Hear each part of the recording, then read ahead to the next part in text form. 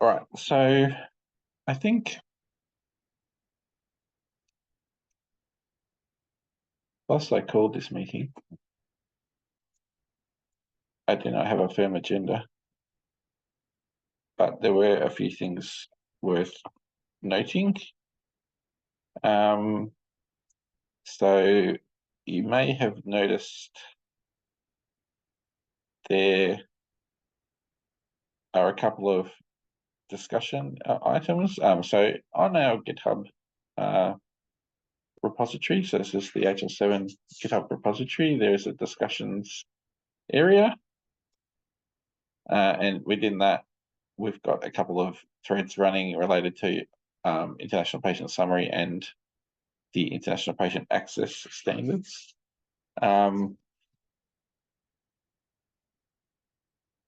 Could I get an indication, do people kind of know what the international patient summary is, or maybe a show of hands of people that would like to?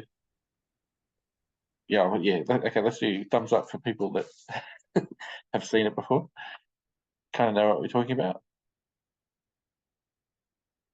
Because I think it might be worthwhile having a 2-minute overview just to give people a picture.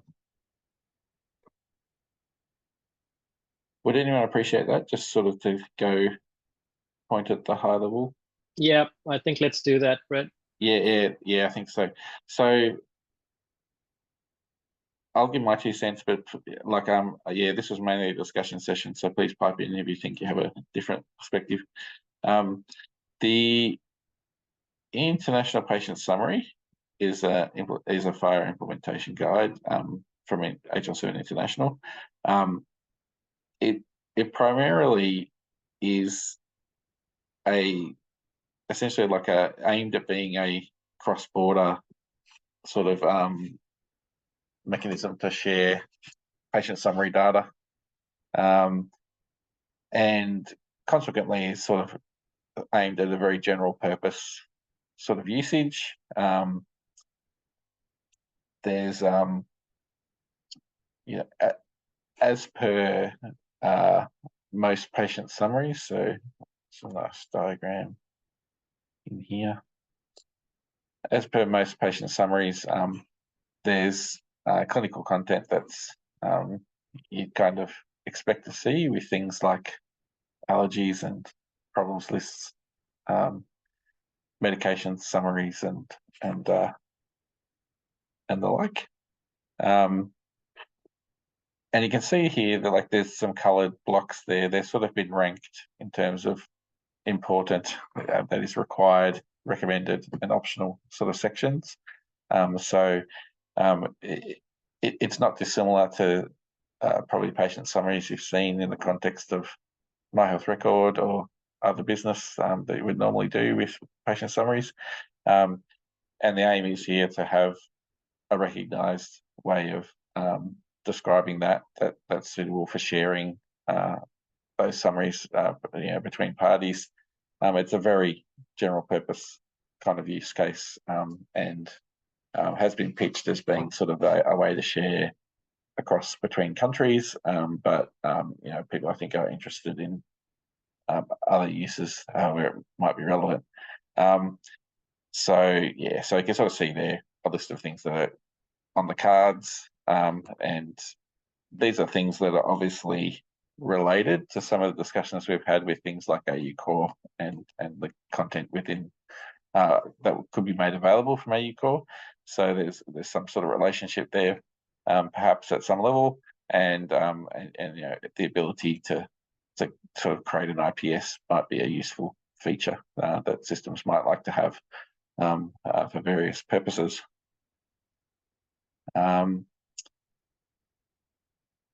IPA is an associated standard, which is about the kind of access needed to be able to effectively support an IPS. So there's a page to the relationship. So IPS describes a document structure containing clinical data, and IPA is a specification to access the patient record with at a level. So they are related in the sense that you can support IPS, and IPA is an associated set of things that systems can expect to support to sort of get access to data. So whilst related, IPS is not specifically doesn't specifically require IPA. But this is material that's essentially that they are shared and can help support each other in terms of being able to produce IPS and things like that. Danielle, do you have any comments on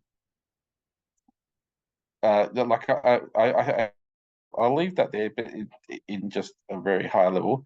So we're talking, essentially the important thing about IPS is really it's a document structure. So it's based on a clinical document composition. So it uses the FHIR composition resource to create a document in a bundle that represents this summary. So I recommend this is the 1.1 version of IPS, which is published as a standard for trial use, and there's definitely work going on now to feed into a next version of IPS 2.0.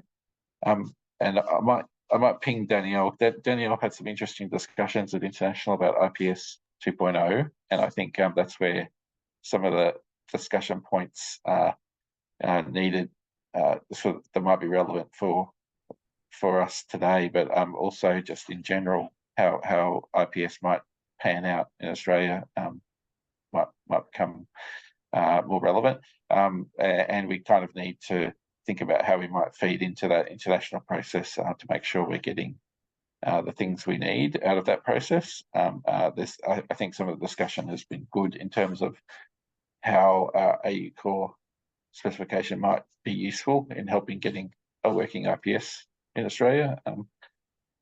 Danielle, do you have anything around your discussions? I do. Before I do that, I'll note we've got Rob Howsam on the line, which is pretty awesome. Nice. So he can do some talking to IPS and where they're going and the time frames. Hey there. I would have pinged you, Rob. That would have been a much better description. Oh. Hi guys. I just wanted to kind of, since the time wasn't too absolutely horrible or anything, I thought I'd try to join and just listen to what you guys have up, and contribute if there's something you want me to. So yeah. So Rob's a key author and of the IPS itself. So so that's great to have you on the line, Rob. Awesome. Oh, I'm glad to be able to join. So yeah. And we've had the note in the comment that one of the really key things about international patient access is that it's designed to help patients access their data, and that's that key focus on it, more than as well as being able to access IPS information through that, but it's still the patient access focus. Like Rob, I'm quite happy for you to lurk, but also, if you want to give us the elevator IPS pitch, that'd be awesome. Oh, sure. I mean, I think Brett already did most of it actually pretty well. Summarize kind of the basics of what IPS is and what IPA is, and a bit about how they kind of fit together. We do try to keep I'd say pretty constant communication between the two projects and make sure that we are working as closely aligned as we can, and we've kind of fulfilling our own different purposes, but and as Brett rightly said, I mean, you can do IPS without IPA if you want, I mean, certainly, there's nothing wrong with that at all. But it's also makes a whole lot of sense. I mean, you think you got to have data to do an IPS, and IPA is a way to get access to the data in a common way around the globe. And so it really kind of makes a lot of sense to be thinking about them together. And IPS is, as was described, as a document primarily, and it's thought of as being for cross-border usage, essentially to provide for some subsequent care encounter that's typically, most likely unplanned. It's not necessarily only limited to that, but you have a set of data available, so when you do need care, that important data is available. That's basically the idea.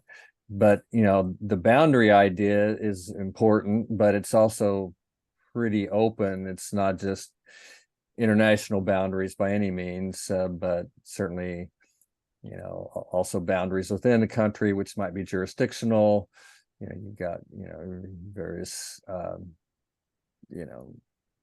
states in the US, and I'm blanking on at the moment on what if that's the right term in Australia or not. I think it might be, but and provinces, and Canada and various other places, and those kinds of jurisdictions and local ones, but also different health systems, even across the street might be a boundary, so it's pretty open that way. Yeah, Rob, I just want to add to what you have just said. I have always, when people talk about IPS and the word international seems to be the stumbling block, I always said that, look, let's set the word international aside. The patient summary itself has one very key utility, which is in supporting continuity of care and shared care. And so therefore, if you look at it from that context, then IPS all of a sudden makes a lot more sense, instead of just looking at the very narrow focus of international cross-border information exchange. Yeah. I mean, it's an international piece of work, as international has multiple meanings here, but yeah. Right, but I mean, a lot of people talk about IPS in the context of cross-border information exchange, and right. I just want to point it out that it doesn't necessarily have to be that way. I think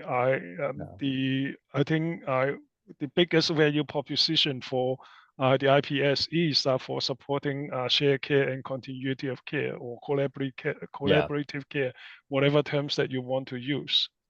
What I usually say, Stephen, is that the most important borders are the ones around your home and the ones around the institution that provides care. That's right. Right. That's exactly right. You guys, both of you guys are right on, absolutely on that. So, I mean, I think most people who are starting to look at IPS are starting to look at it, like within their own country, or, maybe even, again, as Graham said, more local than that. But, they probably have an interest in the international travel kind of thing, but that's still, it's not the majority of the uses that most people are thinking of. Yeah, and I make that statement also because a lot of people would say that, look, there's not a lot of need for international exchanges from some geographical perspectives, and so therefore, what's the purpose of IPS? And if you sort of try to discuss IPS in the context of shared care, continuity of care, or collaborative care. And the border, as Graham said, the border can just be across the street. It doesn't have to be, actually in some of these states, the border of the state is just across the street. So therefore it works. Yeah, for sure. Cool. I think I think that's a good point, because like it's that's something I've always gone, the whole cross country sharing is like so not relevant to my business most of the time. It's so I think saying, obviously we have we'll have patient summaries in a lot of different contexts of use anyway, right? So we're going to have them for probably related to referrals, care planning, and all the regular business. So definitely having structures that are essentially well defined and well, like the question is, why would you do a patient summary that's different than IPS? If you need a patient summary. The lens of a cross-border or international is actually a very unfortunate lens, which would prohibit the use of IPS for greater good, in my opinion. Well, I mean, we shouldn't underestimate it. I have personal experience about why cross-border is so important, and quite a bit of the interest is driven by international borders. I agree. I'm not disagreeing with that, but I'm also saying that there is a flip side of the argument that if you put the sole focus on the international lens, then you cut away a lot of utility out of it. And I think that's where some of the discussion, and I think this sort of leads into maybe what an IPS 2.0 addresses, is like, there were questions about terminology use and how the local terminology use compares to what is defined in IPS, and how that might pan out in terms of being more aligned or being mappable very readily and things like that. So I don't know. I know Danielle and Rob had big discussions. I'm actually ready. I'm actually very glad that Rob is here today, because I was about to pick up the conversation with Rob at the HL7 International Patient Care Conference course. But since that you're here, my question to you, Rob, is that sort of what's the scope of the IPS 2.0 and how is it different from the 1.0? Yeah, well, it's basically being decided, kind of as we speak. It's not set in stone yet by any means. We do have a few, I think, key things that we want to try to achieve, and we have to kind of figure that out with the timing we need to achieve as well, and see how much we can get done. If we go for a January ballot, that's actually, we don't have a whole lot of time left. So we're kind of toying with whether it's going to be January or May at this point, but hopefully we'll have that figured out real soon, but which one we're going to go for. But it should be one of the two of those. And one of the things is the terminology, for sure, is a key thing we want to look at in 2.0. And there's been quite a bit of right after we published the 1.1 update, Snowman International released the first IPS terminology release of their IPS sub-ontology, and we intended and still intend to pick that up and get it in, that recognized in the specifications, at the earliest possible time, which would be now in 2.0. Because right now the current standard doesn't even mention that specifically. It's basically there's the reference set and all that, but the sub-ontology is not there. And there's places that we've kind of cherry picked terminology and use some different things. And we were, in some cases, honestly, when we first did it, we're trying to avoid SNOMED a bit, because we didn't have even a core, the core IPS, free set or reference set available at that time. And so we were always looking for terminology that was freely available globally to pick. And when we could find something that was, and that we often would then choose that instead of SNOMED, like some of the LOINC codes, and potentially EDQM for some medication routes and things like that, medication data aspects. And we're still struggling with medication terminology, kind of looking for sort of maybe towards IDMP, but it hasn't yet kind of really been there yet and really available. But SNOMED didn't seem like a real viable option at the time. And anyway, we're But one thing we did do in terminology is leave it really open. You know, we didn't lock anything down except for a few cases like the document sections. You know, we have a required LOINC code, and I know that's one of the things that Danielle and I were talking about. This might be a good time to revisit all of that, and that's what I was telling her as well. So I think we want to get a coherent set of terminology recommendations, and we have new tools now. We started to use them, like the additional bindings that the FHIR spec now has available, and we were one of the first to kind of pick up on that after Graham introduced that. But we haven't gone as far as we could. Now at this point, we have the new things like obligations that we can look at, and IPA is doing a lot of work on that, and we haven't really started it much yet in IPS, but we want to, and so we'll be looking at those kinds of things as well. And I'm trying to think, there's probably other important things for 2.0 that I'm not thinking of off the top of my head exactly, but those are some of the main ones. But we want to make it as, I guess the other thing I'd just say is, for Australia, for any country, we want to make it as easy and as useful to use IPS as possible, and avoid putting any, putting barriers in the way of people using it, like being, too restrictive, too specific, requiring things that really don't make that much sense, and so we want to, if there are those things, we want to try to, smooth that over and fix that as, as soon as we can, and in this next release, as much as possible. Awesome. Following on from that, so I guess some of the genesis of this conversation in particular is when I was at the HL7 International meeting with Rob and was catching up with him about IPS and some work, and putting some questions to him about terminology and where we might have differences in Australia and how that would work, or looking at where maybe it was restrictive, or where we could maybe have coverage of some of the things that have typically been more in some of the patient summaries in Australia.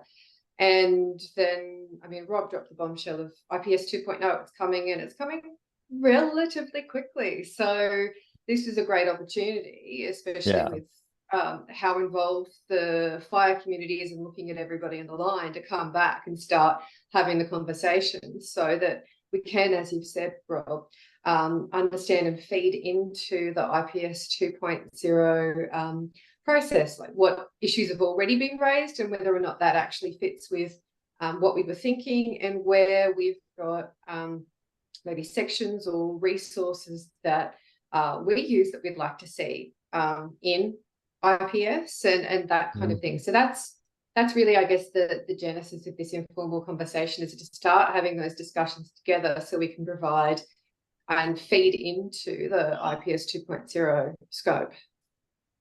Yep, that makes perfect sense. We're very interested in getting that feedback. And I think, I know, Graham, you did some work doing an IPS related to like our current AU4 content. Sure. As a draft. So what I did was a technical thing. I published a technical demonstration of how an IPS AU could be written with a very simple, it's an IPS that also conforms to AU4. And then that just means that all the work either resolves to changes to make in IPS because there are IPS issues. And so one that emerged out of that work is whether IPS allows more than one patient resource. I think the discussion has resolved to there will only be one patient resource in an IPS.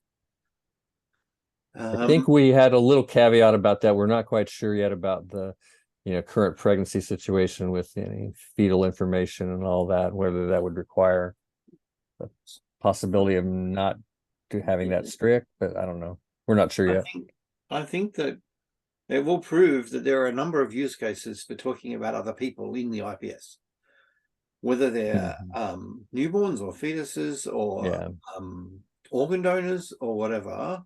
But in the context of IPS, whenever they are introduced, they should be introduced as related person resources. I think that's the way that it should play out for IPS. In a general record, you might different constraints. That's my personal opinion. I agree that is not yet settled. But those are the kind of issues that's thrown up. And then also, so it says also, well, you know, whatever we do in AU core will become rules for AU IPS. It doesn't mean that all IPSs seen in Australia will be AU IPSs, because we will get IPSs from other sources. But it does say that any IPSs produced by Australian producers, or should be, will be AU IPSs, and they will meet both sets of requirements. Cool. Because I think, yeah, because certainly, like there was some consideration of how the IPS content, and Graham, you've done this already with the IG effectively, is just sort of mapping through the profiles we're working on. Yeah, I ducked the issue of actually getting into the details. I had a and found some differences, and because I was looking for a way to check that it was actually being validated properly. But by and large, I didn't actually consider the details of the difference between IPS and AU core. Danielle's got a better review of that than anything that I did. I'm very interested in just setting up the structures correctly. The high level, which is, I think that's like, because I think, in this table, I was just trying to get, and I think I've done the same thing. I've just said, like, scope wise, this is kind of covered and not covered. But I think there is a lot of detail here that needs to get into, you know, just the compatibility. It's mainly terminology and terminology binding where it kind of falls out a lot. You know, but obviously we need to look at actually all of the requirements, in detail. So it would take, I think, a pretty review of each thing. But I think also with the way AU core is being worked on, I think we have priority sort of work going on there. So I think a lot of it could be staged into supporting IPS content the same way anyway, because we're going to be sort of working through AU core capability, you know, as well. So it might be something that can run alongside that AU core work, but obviously I think now's the time to make sure it's going to make sense. You know, that an IPS2 is going to work as readily as possible with what we're doing, and also we need to sort of probably consider what IPS is doing as part of our AU core discussions in terms of what we're working on there, and it's mainly just highlighting things that, you know, would be an issue or concerns, you know, between the two specs, and, you know, and maybe have a position as to why they would be different or why they would be the same, you know, and I think that needs to be sort of done, I think, as part of the AU core work anyway.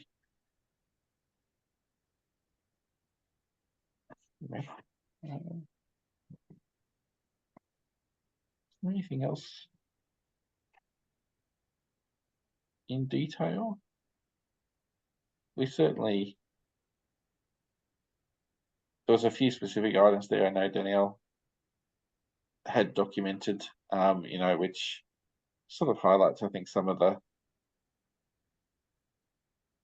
So I raised some of the ones that I had a chat with Rob about, which weren't necessarily things that I think that we need to request. They were just, I was looking through what some of those differences might be, like where, because as Rob said, they don't typically restrict terminology. But in certain circumstances they do, and some of them are observations, like current smoking status is required binding and use of snowbed. If we use LOIC, then we would need to, in an AU IPS, we would therefore need to provide both codings to be, you know, conformant. So there's a few of those. We would, when we're doing the modelling, I mean, I'm making a presumption here that there is an equivalent code across both the terminology that's found in IPS and the terminology that's found in AU Core. That is something that we should, stay aware of. Yep. And as Rob pointed out, the codes for the sections are fixed to LOINC. Personally, I think that's great. But if other systems are using different section codes or terminology for that, then that'll need to be looked at, and whether or not they need to supply both codings or do something else around that. And for some systems that maybe have done a different breakdown of sections, that'll be interesting. There were two things that I think we had more of a detailed chat around, one of which already has a IPS JIRA ticket on it, being the diagnostic report .status. I had a conversation with Rob. In my opinion, that setting that to just fixed, I thought was too strict. Around some of the chats that I'd been having over the previous years around when and how do we capture status for diagnostic reports and supporting amended. There's already a JIRA ticket in there, so we can look and discuss that that particular topic. I don't think there's any other status that are fixed. I'm not sure I actually saw that in the observations, but I'll need to double check. I don't think that current smoking status requires it to be fixed. But that's another thing that we should look at, is the status values across the set. One thing I would say about the statuses is that I think our expectation was that it wouldn't likely be a very, very strong, if any, use case at all for including, say, like preliminary laboratory data or something like that. I mean, you would expect to have some kind of final data, but we were too limited in what we chose. We've, clearly with just saying final, because the way statuses work and observation, all that is you can, if you have corrected or amended or, appended, then those are also basically final states, and we didn't include those, and we should have. So we're going to, but that's going to be fixed, and that's that JIRA ticket was already there.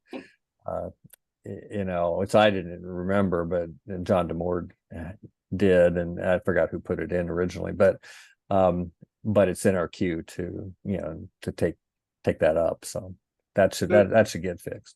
So it's a thing that we could decide internationally at the level of the patient summary that an institution discharging a patient cannot include a provisional laboratory report that includes useful laboratory information while some results are not yet available. Is that really? Yeah, I mean, it's a good question about whether that should be possible. Yeah. I think that's something that we wouldn't want to make a rule on at the international patient summary level. You're probably right about that. I mean, that's a little bit different than the aspect that I just mentioned, and it's, it sort of does feel a bit like opening things up. Maybe, and if people did a lot of that, I think it might not be a good thing. But I'm sure there's cases like you just described where it probably would make a lot of sense. So I don't. But that, honestly, though, most laboratory data is not a big delay, and if someone's discharged from the hospital, probably it's going to be final data in most cases. If it is really a preliminary thing, like what would that be? The likely case would be microbiology would be the main one. Yeah, you've got some provisional results which are pretty significant, but culture right back in and won't for weeks. Yeah, and histopathology, you can expect something like that as well. There's a few of those. Again, it's probably. I think we ought to have some further. Yeah, we probably need to have to include that. Yeah, I agree. But I think the key question is when would be a reasonable time or a commonest time when a patient summary is being generated. Would it be as Graham said, at discharge of the patient? In that case, why wouldn't you use discharge summary? So I think there is a lot more to discuss than just deciding on that. Well, what discharge summary would you be using? In the context of a particular discharge summary system, yes. But in context of giving something to the patient, it's it's going to be IPS. Yeah, I mean, they really serve, definitely some different purposes. They're both quite useful sets of data, but for IPS, I mean, you don't need a detailed course of what happened during a hospitalization necessarily. I mean, you need, and you may want to include more of the, things outside of the hospital encounter, other, it's a more coherent summary for a subsequent care encounter rather than documenting what happened during a hospitalization encounter, so that they have different purposes. Both in Australia, in that sense, I'm more concerned around like the initial sending out the diagnostic report being that preliminary and interim, but the final is maybe never updated in that system. So when we're generating an IPS, we're not including the latest and useful copy of the diagnostic report.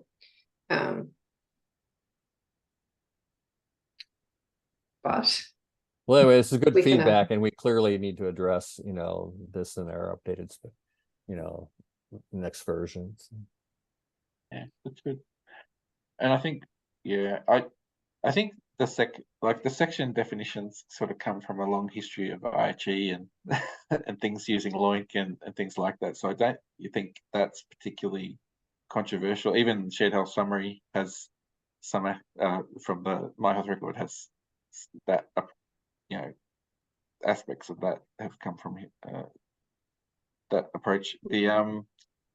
I think there is an interesting thing that I think was something that was of concern was particularly around the data absent content and terminology there. And I don't know if you've had much feedback on those things before, because there's essentially IPS has their own, IPS 1.1 has their own code system for data absent content. I could probably give you a little update on where we are with that. It's definitely an area of significant ongoing discussion and work right at the moment. And basically for us, there's a couple of key aspects. One is for us to move IPS further through the HL7 publication mechanisms, for us to get to to move up the maturity level of the standard and all that. We basically have to make a change to what we currently have in the specification. Right now we've got basically an unknown and a known absent code system that we put together, and it's based in the IG, and that we either have to move to another standard like SNOMED CT, or we have to move it to into HL7, the terminology.hl7.org, the THO repository. We have to do at least one of those two things. We always envisioned using SNOMED, but we were kind of blocked originally because some of the codes that we needed weren't accepted for SNOMED, and we have a mapping, concept map, for looking at the correspondences and all that, but we always wanted to move that ahead. And more recently we did get some additional one additional code was added for the basically no information available situation that so we can, that can help us to move that forward with SNOMED, I believe. And we've also, but in parallel, we've also looked at where that is really needed. And in a situation where you simply do not have information, that's really something that in the composition section level could be done with the empty reason. And we had precluded that before, but that precluding it actually kind of makes that part a little bit more cumbersome than it should be. So we're almost certainly going to revise that and probably recommend using empty reason for the pure no information situations.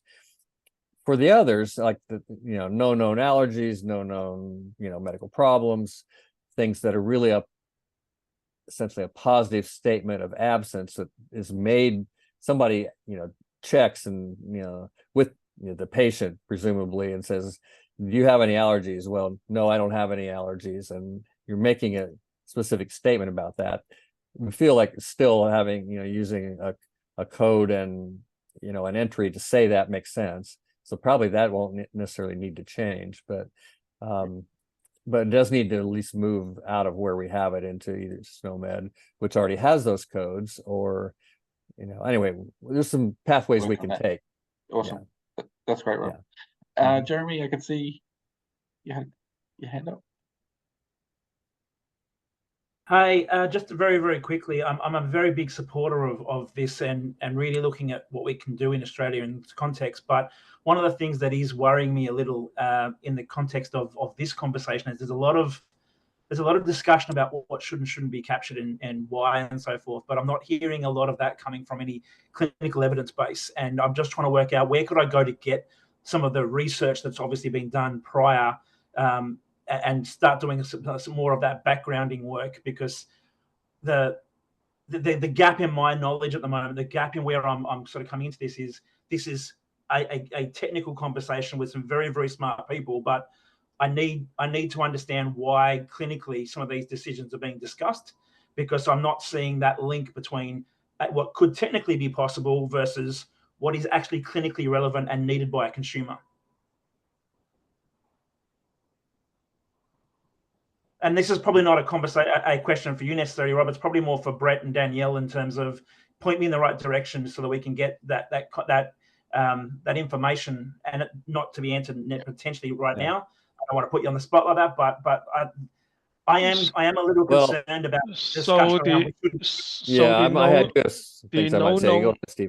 the no-known information is deliberately engineered to differentiate whether a piece of critical information is being left out by accidental omission, or it is actually no information in there. It goes to the heart of our clinical safety. If you don't have any information and you need to make it that are critically important, you do need to make a positive assertion that there is no such information. So therefore, whoever reads the information knows that that information is not being left out by accident. Yeah, and I'm not sure that answered my question, Stephen, but Brett, I'll leave it with you to. I think that's something that these things will get spelled out. I think too. I think there's lots of history to bring into this discussion as well. I mean, IPS didn't just appear as someone's thought bubble.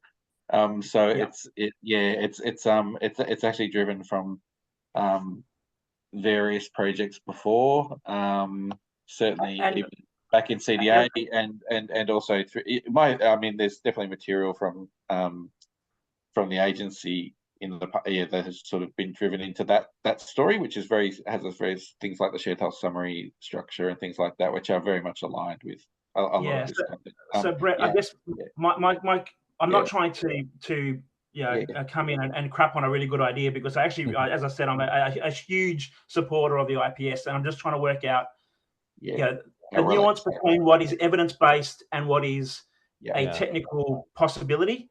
And some of the conversations we're having around should and shouldn'ts, they actually have clinical implications. So I just want us to be, this is not a technical problem, it's a clinical problem. So typically, I mean, we don't have an opinion at the technical level, Jeremy, generally. We are deriving all this from our ascertained knowledge of clinical requirements.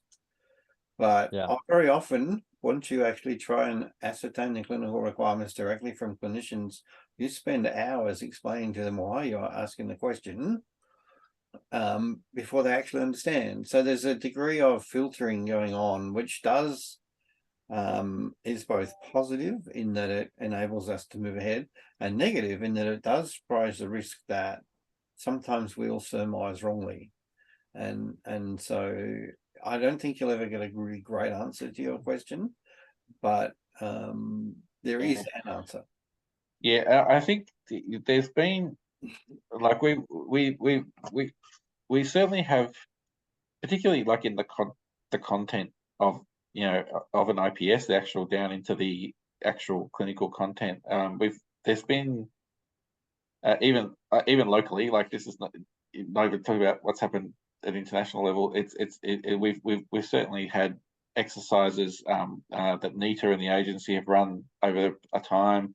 We've had the CSRO primary care point-to-point work that's done, which also is feeding into AU Core, and the AU Core work will also confirm some of that with the clinical workshopping and things like that. So I think there's an evidence base we can sort of build up for the scope and content of that.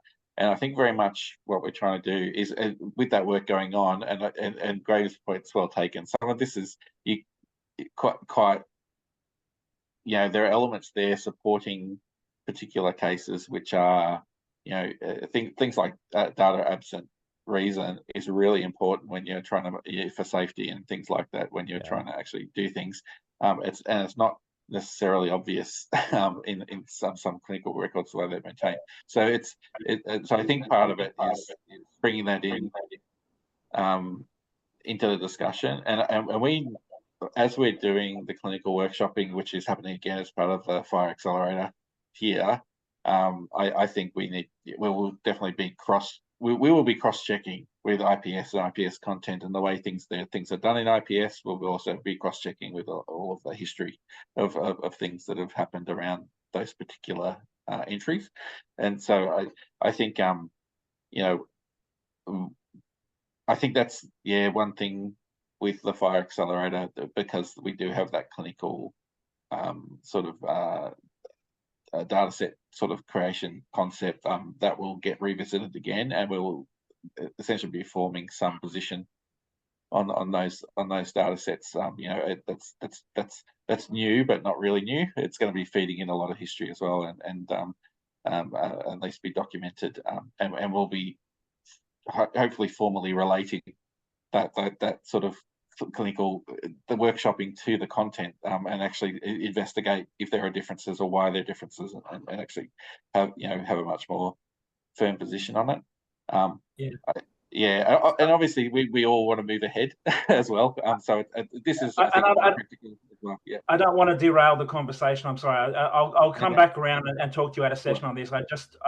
I need to plug some gaps in my knowledge, and I think there's a few people on this line that probably do as well, to catch up to all the work that's been done already by people like Rob, because I'm not coming in at base level. I'm coming in after there's been a whole lot of work already completed, and I just need to work out how things have been developed so that I can work out where to go next in the context of how do you get the government interested in this? How do you get this brought in as something that can be adopted nationally?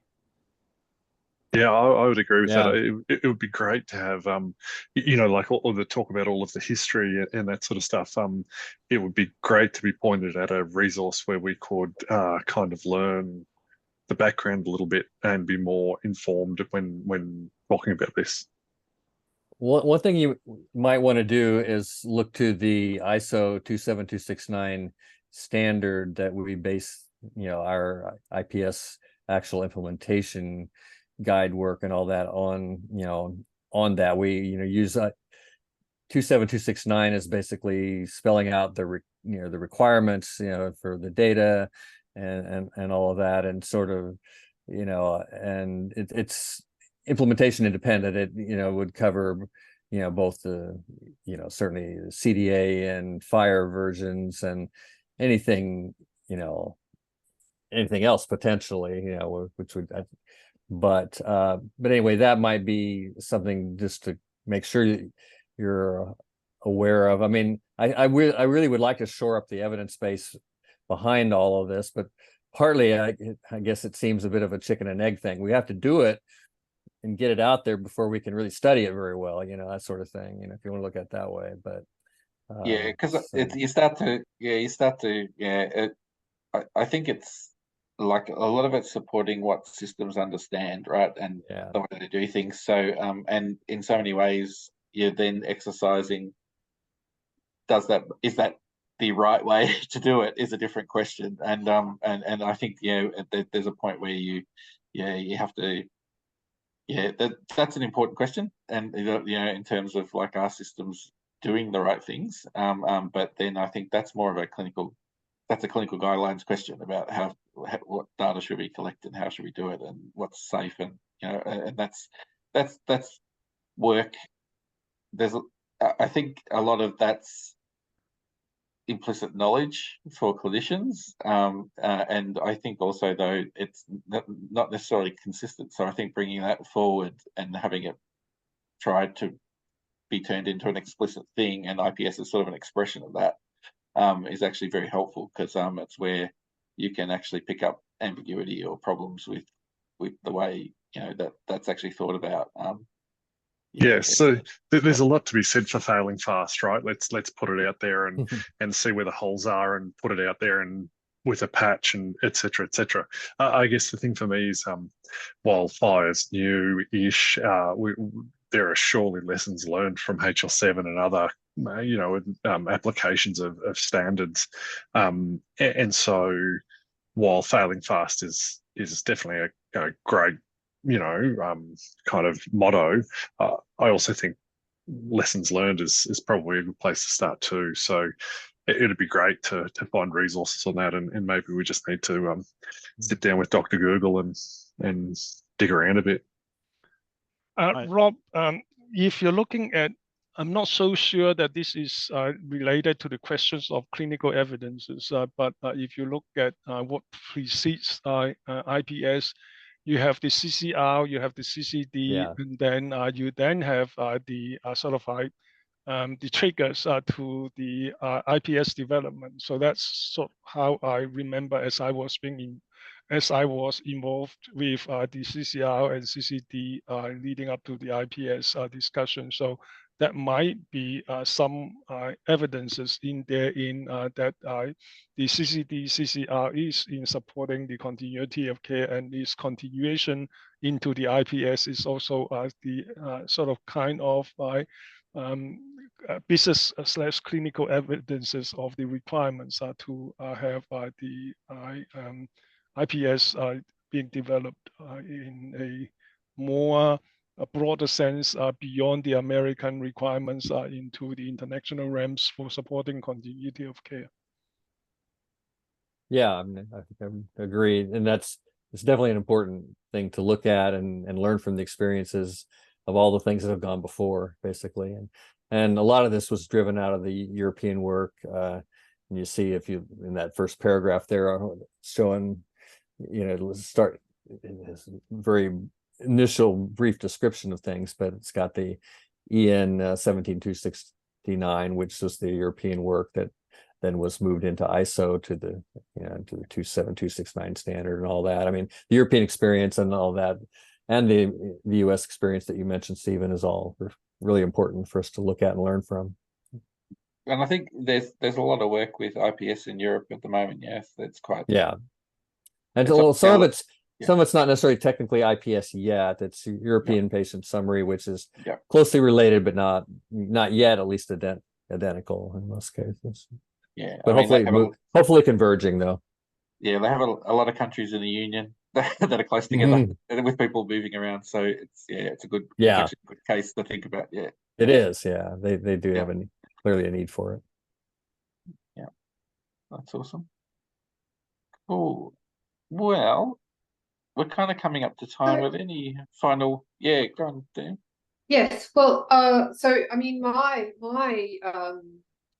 work for having this is coming back, and so I'm about how we go forwards, I guess. I have to drop off really soon, but and we've had the chats internationally. We know this is coming in now. We're interested in how can we get involved, and so this is our first meeting on this, and I'd like to go, well, how do we keep going? Do we organise more of these? I'd be really interested to see people add to that GitHub discussion as well around what are some of the things for those people who feel comfortable already and familiar with IPS 1.1. And I've got to still throw a question at Rob around how do I get a list of the already raised FHIR JIRA issues against IPS? I couldn't work out a filter for it. Oh yeah, you did ask me about that. I'm sorry I didn't get back with you on that, but I should be able to give you something here shortly to help you with that. just JIRA searching is a little, it's a little arcane sometimes, but I think we should have a pretty good answer for that will help you for that. That's good. So And I think, yeah, thanks, Anna. And I think part of the AU core work, we will definitely be, we will have to assess our profiles against IPS, and obviously that's a good opportunity to feedback as well. As we work through that material, because we'll be doing that in detail and actually, and trying to consider how that relates. Anyway, so I think people are fairly interested in this subject. We might think about having another session at some point in the future, but I think as well we will certainly need to try and coordinate how we're going to feedback on IPS2 and sooner rather than later. Well, very quickly,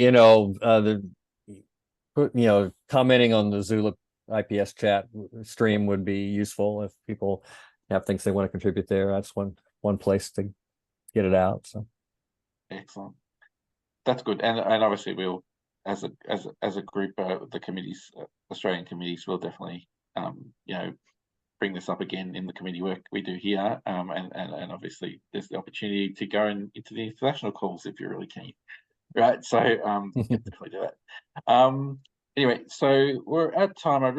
Thanks so much, Rob, for making it to the call. It's been awesome having you here. And thanks very much for taking us through that. And just any feedback further on this, let me know, and I'll hopefully I'm going to try and minute some some of the discussion here just as a record, and I'll probably put the recording up anyway if people want to revisit the comments.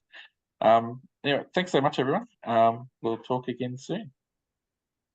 Thanks, guys. Thank you. Thank you.